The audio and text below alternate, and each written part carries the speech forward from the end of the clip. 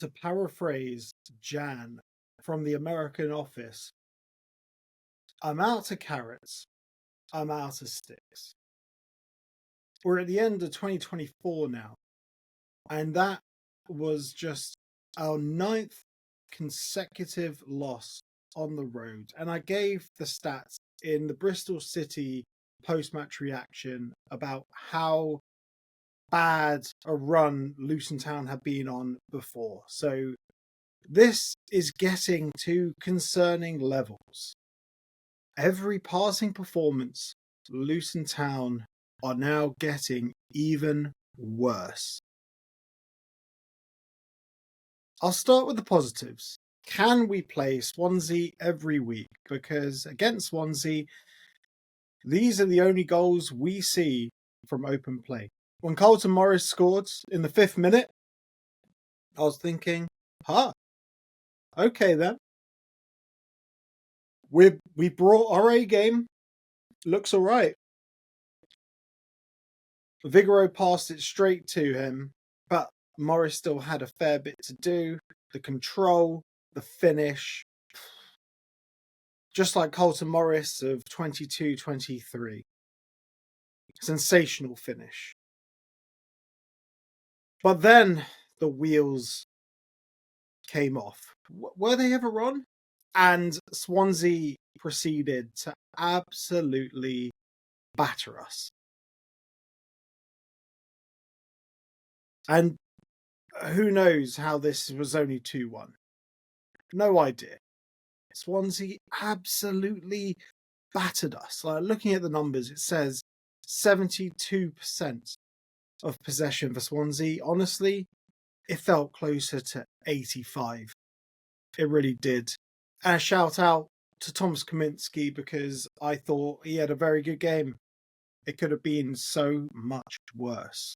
But I'll tell you who didn't cover themselves in glory today: the defence. And for the Swansea goals, the first one in particular, they had like 3 bites at putting the ball in the back of the net, and count them. If you look at the goal back, 6 players around them, only 2 moving. And there are 3 phases there, 3 separate phases. When the ball goes in, it sort of pinballs around the box, it goes back in, and every time there's just a line of defenders just standing and watching. And then the ball comes back out. And then the ball comes out again. And only 2 players actually trying to clear the ball. They're doing a terrible job of it, though. How long can this go on? Obviously, Rob's pretty much confirmed that he's got the window. And to be honest, if you compare like his mindset and the way he was post-Borough, where he was pretty much saying it's up to the board now. And then Gary Sweet's programme notes pre-Hull, where he said there's been a coming together between us and Rob, and you're going to see what's going to happen. Nothing's happened.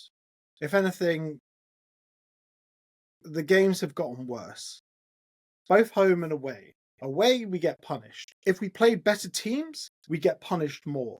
Bristol City should have scored more against us if they were a better team.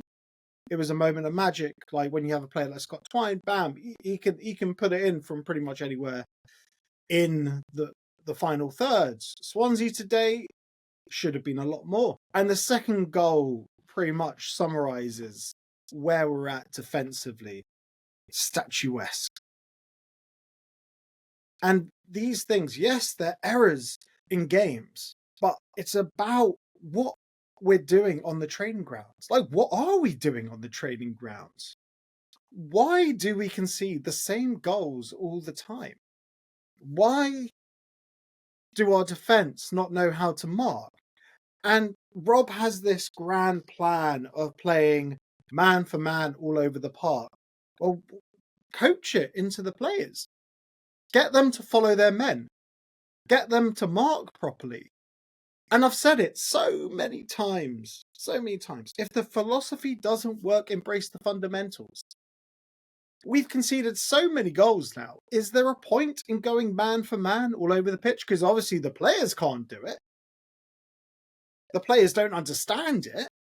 And we're conceding so many goals from this style. Well, I call it a style. It's not a style.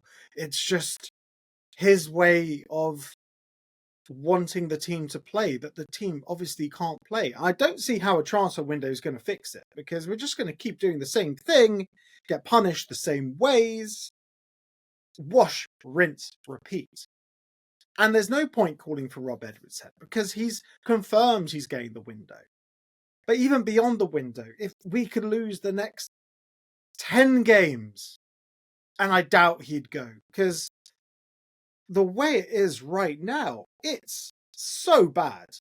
It's so diabolical, this form. And I don't see 2025 getting any better. Teams beneath us are picking up points now. Oxford picked up points. Hull are picking up points. QPR are resurgent. And even Stoke got a win against Sunderland. We are in serious trouble. Serious trouble. And I won't go as far as saying 2020 have undone all of their good work. Look, if they had undone all of their good work, we wouldn't have a new stadium on the way, and we would be in the conference. But they have taken what is the best position the club have been in the history of Luton Town Football Club. And trust me, I've seen the accounts from the 80s when Luton Town were literally lifting the Littlewoods Cup. Financially, all was not right at Luton Town Football Club. We've received a massive amount of money from the Premier League. Regardless of whether the parachute payment's being paid at the end of the season, we've still received money for competing in the Premier League, and the boards need to communicate how much of that is ring-fenced. But I guess we'll see in January. Hopefully we buy some ready-made players. Now, I'm not saying journeymen. I am definitely not saying we need more journeymen. We need players that are young and they're proving themselves in the Football League, or at least in a top league elsewhere. But the reality is, who the hell would want to join us? Luton Town are a massive sinking ship right now. And the captain of that sinking ship is the fella from the Titanic, or Rob Edwards, essentially. He's clueless. He's gutless. Very handsome, though. It's quite literally the same old nonsense that I'm saying week in, week out. And don't get me wrong, I want to be positive. I am critical because I haven't been happy with what I've seen. And I've been calling it pretty much since the first game of the season, because the warning signs had been there since pre-season. Pre-season was a joke. The transfer window was a joke. And I let Rob off from last season because, the Premier League was tough. Should we have gone a bit more aggressive in the January window in the 23-24 season? Yes, we should have. But at the same time, we had recruited in the summer a championship super team, signing the likes of Mads Anderson, who had done well at Barnsley. Where was he on the bench today? No idea. I bet he's injured again. I hope not. Signing players like Tahith Chong. Just anyone that we signed across the 23-24 season, it was with one eye on a relegation. And now we're back in the championship. Why are these players who have played together, we've lost two crucial players to the way that we play. We've lost Ross Barkley and Sambi Lokonga. But the rest of these players have been together for the better part of a season now. Why do they look like they've never played football together before? And this brings me back to the training ground. Why? What are they doing on the training ground? What is Rob Edwards doing? What is Richie Carr doing? What is Paul Trollope doing? But it's another one of those games. Swansea should have beat us by a lot more than they did. And just a word on the ref today. It was a soft second yellow for JJ. Look, it's a tactical foul. Swansea, they were getting off lightly with a lot of those fouls, but JJ just got unlucky there. Fortunately, it's just 2 yellows, so he only misses 1 game.